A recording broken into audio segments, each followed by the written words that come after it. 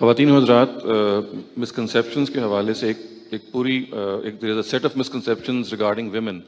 خواتین کے حوالے سے بہت ساری چیزیں ایسی ہیں جو ہمارے توجہ کی لائق ہیں. میں ان میں سے ایک بڑی میجر مسکنسیپشن کی طرف آپ کی توجہ دلاؤں گا، اور میں چاہوں گا کہ ہم اس کی کلیریفیکیشن کے لیے غامدی صاحب سے سوال کریں. روایات میں سے ایک روایت یہ بیان کرتی ہے کہ خواتین جو ہیں وہ مردوں سے زیادہ کم عقل ہوتی ہیں، یا یہ کہہ لیجئے کہ ان کی جو عقل ہے وہ مردوں سے کم ہوتی ہے. اور اس کے لیے جس روایت کو بنیاد بنایا جاتا ہے اس کے الفاظ کچھ اس طرح سے ہیں کہ ناقصات العقل والدین، اور اس کی بنیاد پہ ہمارے ہاں پھر بہت ساری قانون سازی بھی کی جاتی ہے. بہت سارے ہمارے فقہا جو ہیں وہ یہ سمجھتے ہیں کہ خاتون جج نہیں بن سکتی اس لیے کہ وہ ناقص العقل ہے، ناقص الفہم ہے. مرد حضرات اس روایت کو یوز کرتے ہوئے اپنی خواتین کے ساتھ یا اپنی بیویوں کے ساتھ، بہنوں کے ساتھ بہت سارے معاملات کرتے ہیں جو میرے خیال ہے کسی توضیح کے متقاضی نہیں ہے. ہم سب اس روایت کو جب یوز کرتے ہیں تو یہ سمجھ کے یوز کرتے ہیں کہ غالباً ہم برتر ہیں، مردوں کی طرف سے میں بات کر رہا ہوں، اور خواتین جو ہیں وہ کمتر ہیں. تو میں اس روایت کے خاص پس منظر میں غامدی صاحب سے سوال کرنا چاہتا ہوں کہ کیا واقعی خواتین ناقصات العقل ہیں؟ اس کی وجہ ظاہر ذہن میں یہ بھی آتی ہے کہ حضرت عائشہ، جن کے بارے میں یہ کہا جاتا ہے کہ وہ نبی صلی اللہ علیہ وسلم کے بعد شاید دین کی سب سے بڑی عالمہ تھیں، وہ بھی ایک خاتون تھیں، اور ان کی طرف سے ہمیں جو بہت زیادہ دین کی تفہیم منتقل ہوئی ہے وہ بھی ایک غیر معمولی حیثیت رکھتی ہے. تو اس پس منظر کو سامنے رکھ کے یہ روایت ہم چاہتے ہیں آپ سے سمجھنا. خواتین یہاں کافی بڑی تعداد میں موجود ہیں. میں نے اگر اس کی تائید کر دی تو بچ کے نہیں جا سکوں گا.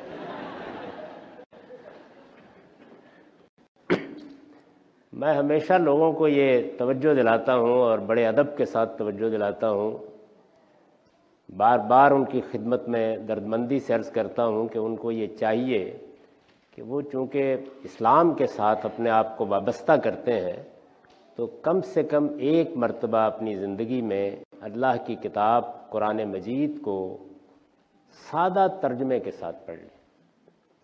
یہ ہماری بڑی بدقسمتی ہے کہ اللہ تعالیٰ تو یہ کہہ رہے ہیں کہ میں نے تمام مذہبی اختلافات کو دور کرنے کے لیے اپنی کتاب نازل کی.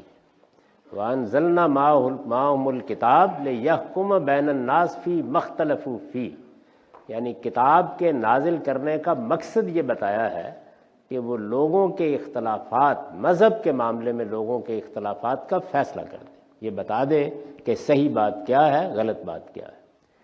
لیکن ہماری بدقسمتی ہے کہ یہ کتاب ہم بے سوچے سمجھے پڑھتے ہیں. اس کتاب کو زیادہ سے زیادہ اس کے لیے استعمال کرتے ہیں کہ کہیں ثواب حاصل کر لیا جائے، درحال ہے کہ پورا قرآن اس سے خالی ہے کہ اس کتاب کے پڑھنے سے ثواب حاصل ہوتا ہے. قرآن مجید اپنے بارے میں یہ کہتا ہے کہ کتاب انزلناہ مبارک لیدبروا آیاتہ ولیتذکر اولو الالباب، یہ بابرکت کتاب اس لیے نازل کی گئی ہے کہ اس کی آیتوں پر لوگ غور کریں اور عقل والے اس سے نصیحت حاصل کریں. یہ اس کا مقصد ہے، لیکن لوگ اس کو نہیں پڑھتے.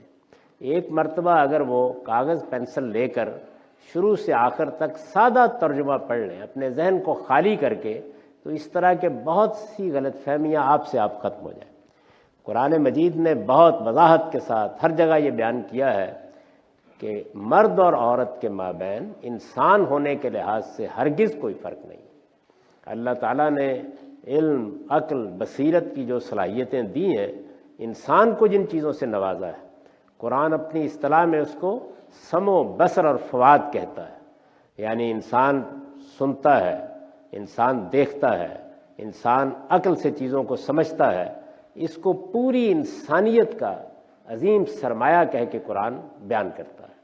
بچے کے بارے میں بھی جب بیان کرتا ہے کہ وہ کیسے انسانیت کے شرف سے ممتاز کیا جاتا ہے ماں کے پیٹ میں، تو یہ کہتا ہے اور بغیر کسی تفریق کے کہتا ہے کہ اللہ اسے علم دیتا ہے، اس کو عقل دیتا ہے. یہ علم اور عقل کی دولت جس سطح پر ایک انسان کو دی جاتی ہے، مرد اور عورت کو دی جاتی ہے، اس میں اللہ نے کبھی کوئی تفریق نہیں کی. دیکھیے جہاں تک صلاحیتوں کا تعلق ہے وہ مردوں کی بھی مختلف ہے. یعنی ایسا نہیں ہے کہ سارے کے سارے مرد ایک صلاحیت کے پیدا کیے گئے ہیں. ان میں سے کوئی شاعرانہ صلاحیتیں لے کے پیدا ہوتا ہے، کوئی ایک ادیب کا قلم لے کے پیدا ہوتا ہے، کسی کا سائنسی چیزوں سے زیادہ اشتغال ہوتا ہے، کسی کو کھیل سے اور اس کی باریکیوں سے زیادہ دلچسپی ہوتی ہے، تو دنیا میں اللہ تعالیٰ نے انسانوں کو مختلف صلاحیتیں دی ہیں۔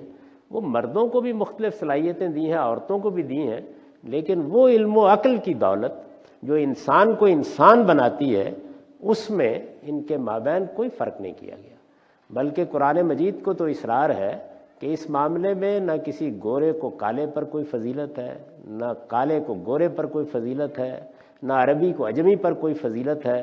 تمام انسان، مرد ہو یا عورت، سب کے سب اللہ تعالیٰ نے اس انسانی شرف میں اکٹھے کر دیے۔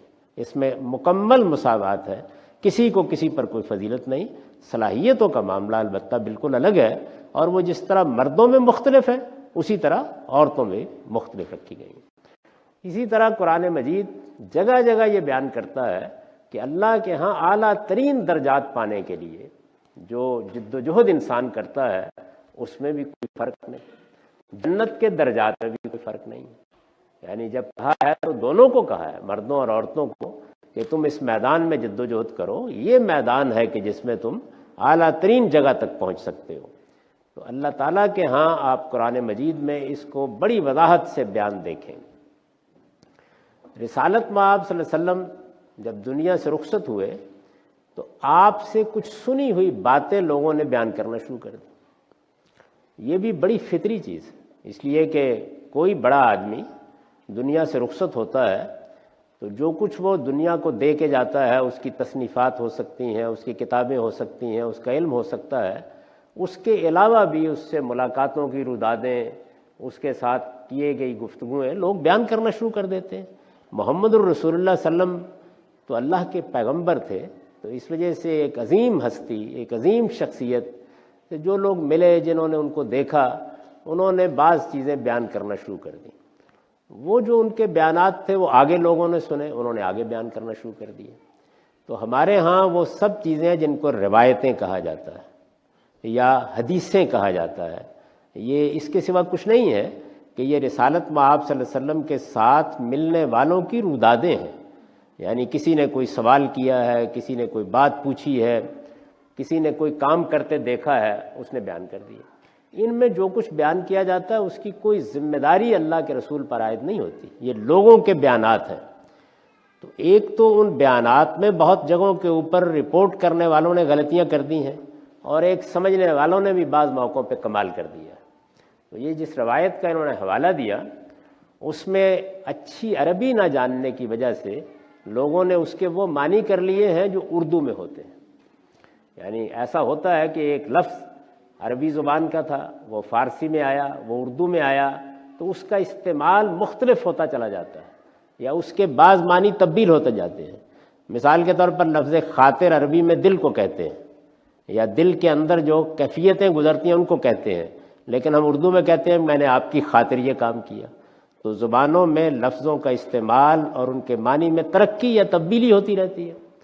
تو ہمارے ہاں تو عقل اسی معنی میں استعمال ہوتا ہے کہ جو آدمی کے اندر ایک فیکلٹی موجود ہے، لیکن عربی زبان میں عقل اور دین جب اس طریقے سے استعمال ہوں تو ایک دنیوی معاملات کے لیے استعمال ہوتا ہے، ایک دینی معاملات کے لیے استعمال ہوتا ہے۔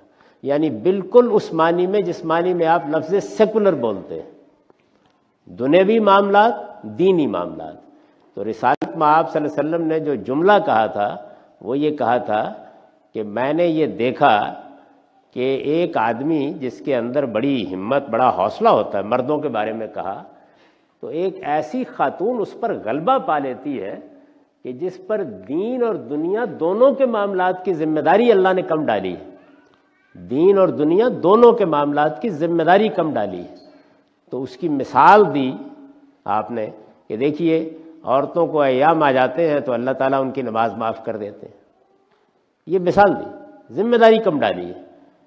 اسی طریقے سے دنیوی معاملات کی مثال دی کہ ان کے اوپر مثال کے طور پر جہاد کی ذمہ داری نہیں ڈالی گئی، ان کے اوپر جمعے کی ذمہ داری نہیں ڈالی گئی، تو وہاں بھی ایک مثال دے دی آپ نے۔ تو دین اور دنیا کے معاملات کی ذمہ داری کم ڈالی گئی ہے، اس کو بیان کیا عربی میں نا کے ساتھ عقلم و دین، یعنی دنیوی معاملات کی ذمہ داری بھی کم اور دینی معاملات کی ذمہ داری بھی کم۔ یہ بات تھی جس کو لوگوں نے اٹھایا اور اردو میں اس کو ٹرانسلیٹ کر کے ناقص العقل بنا دیا. اب وہ بیچاری بن گئی ہے, کون اس سے نکال سکتا ہے اس کو؟